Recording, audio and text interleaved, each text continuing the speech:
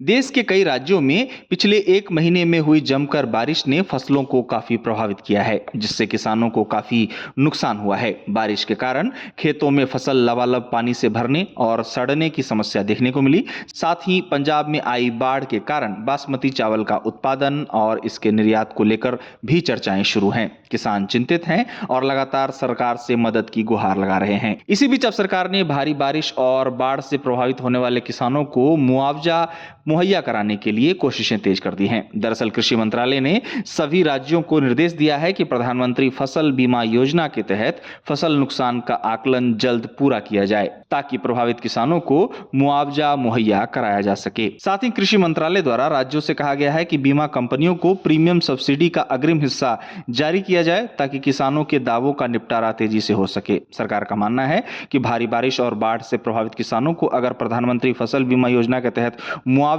बिना देर किए अब मुहैया कराया जाता है, तो इससे किसान अगली फसल की तैयारी में जुट सकेंगे। आपको बता दें कि भारी बारिश के कारण महाराष्ट्र में धान, गन्ना और कपास, पंजाब में धान और दालें तथा राजस्थान में धान, गन्ना और दालों की फसल मुख्य रूप से प्रभावित हुई है। आपको बता दें कि राजस्थान की भजनलाल सरकार द्वारा यह ऐलान किया गया है कि बीमा योजना के तहत किसानों को कटाई के 14 दिनों के भीतर मुआवजा दिया जाएगा। वहीं पंजाब प्रधानमंत्री फसल बीमा योजना में शामिल नहीं है, जिसको लेकर भी चर्चाएं इन दिनों शुरू हैं। अब अगर प्रधानमंत्री फसल बीमा योजना की बात करें तो इस योजना के तहत किसानों को उनकी फसल के खराब होने की स्थिति में वित्तीय सहायता मुहैया कराई जाती है। प्रधानमंत्री फसल बीमा योजना में किसानों को कम प्रीमियम देना होता है, वहीं बाकी बची राशि का भुगतान केंद्र तथा राज्य सरकार द्वारा किया जाता है। हालांकि नॉर्थ ईस्ट स्टेट्स में इस योजना के तहत केंद्र और राज्य के बीच ये अनुपात 90 और 10% का है। अब भारी बारिश के कारण देश के कई राज्यों में किसानों को हुए नुकसान के मद्देनजर